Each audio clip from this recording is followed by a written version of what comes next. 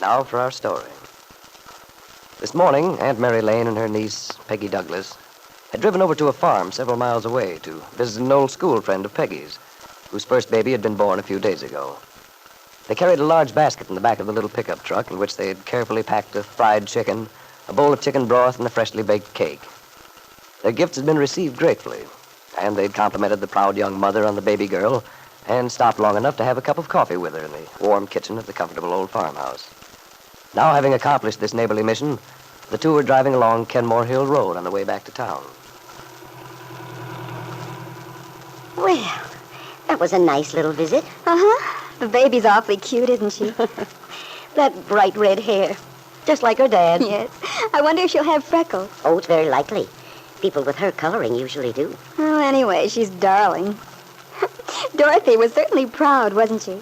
She has a right to be. Yes, she has.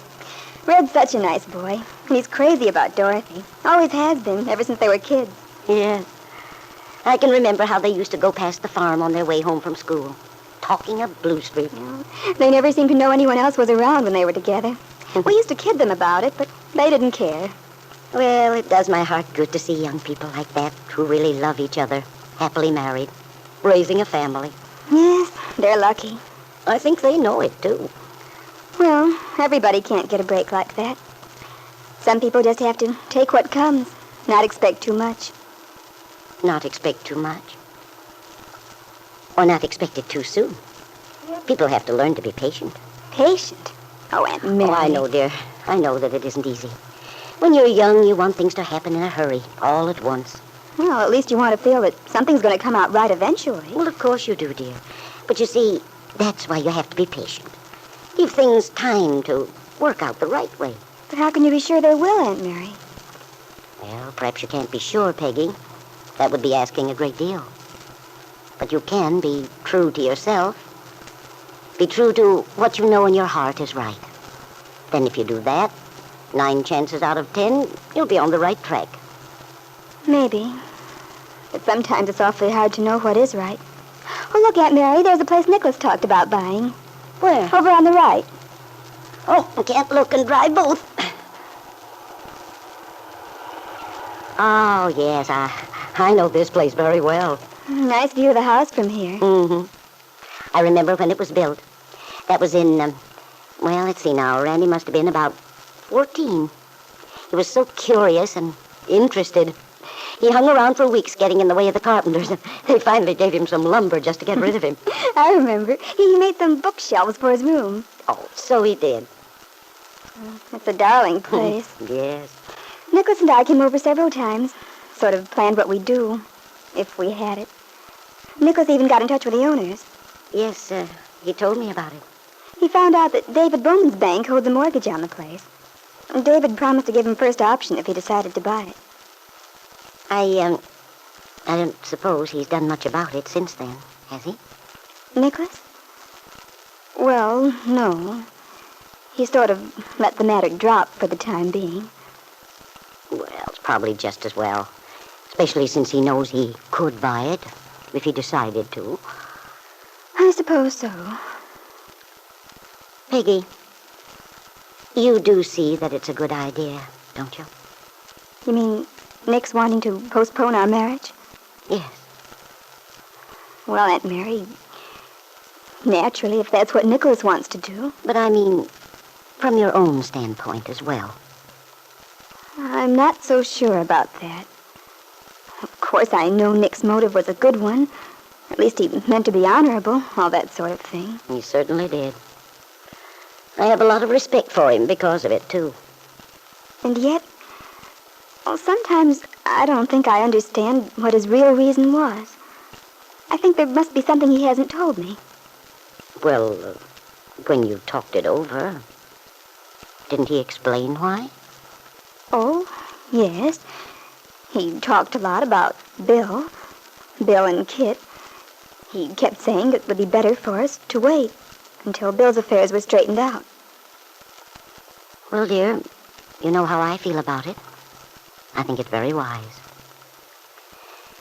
The longer I know Nicholas, the more I realize he's a very generous, unselfish young man. Besides being a very intelligent one. Yes, I know he is. Well, that's what made me decide to marry him in the first place. And now, I'm all up in the air again. When I first knew Nicholas, I'll admit I had different ideas about love and marriage and everything. But we talked it all over so many times that, well, finally I began to see things his way. Believed marriage should be more on a friendship basis. Perhaps, Peggy, perhaps Nicholas has decided that his ideas then weren't the right ones for real happiness. But he was so positive, so convincing. Peggy, dear, people change, grow up emotionally as well as otherwise. I've an idea that's what's happened to Nicholas. Well, don't you think Nicholas believes in his ideas anymore? Perhaps. One can't be sure. But since he wants to postpone the marriage, maybe he's found that he couldn't live up to his end of the bargain. Be impersonal about it. Aunt Mary, are you trying to tell me that Nicholas is in love with me? Or thinks he is? Well, my dear, thinking back, haven't you noticed a change in Nicholas yourself? Yes. I've noticed that he wasn't acting quite the same, but still, I just can't believe that Nicholas, after all the things he said. Well, dear, it's not for me to say whether Nicholas is or isn't in love with you. But you can be sure he had a very good reason for wanting to postpone the marriage. A reason which had to do with your own happiness in the long run. Well, you might be right, Aunt Mary. Of course, I know his reason was a good one. But I do wish it hadn't turned out this way. I did so want to get everything settled, over and done with. Yes, dear. But you don't get things settled just by rushing into something in order to run away from something else. But, Aunt Mary, if Nicholas hadn't changed, I'm sure I could have been happy. In a sort of way. In a sort of way, Peggy? What kind of happiness is that? Especially in a marriage. Marriage should be a full, complete happiness. With no ifs about it. I think Nicholas came to realize that. That's why he wouldn't let you or himself accept a compromise. But, Aunt Mary, Nicholas has always known just how I feel about him. I haven't changed. No, perhaps you haven't. But, dear, since Nicholas feels the way he does, it should occur to you that he may have changed. But I just can't believe it. Peggy, dear, let me ask you this one question. Suppose that Nicholas had changed, had discovered that he'd fallen in love with you very deeply. How would you feel then? Well, I hardly know what to say. That, well, of course, it would make a lot of difference. Yes. I'm glad you see that. I wouldn't want to hurt Nicholas for anything. And a one-sided relationship, it just wouldn't be fair to him. It certainly wouldn't, dear. If I were sure, if I really thought that Nick's feeling for me had changed that much, I guess I'd have to do more than just agree to postpone the wedding. I'd have to call it off completely. Peggy was very much disturbed.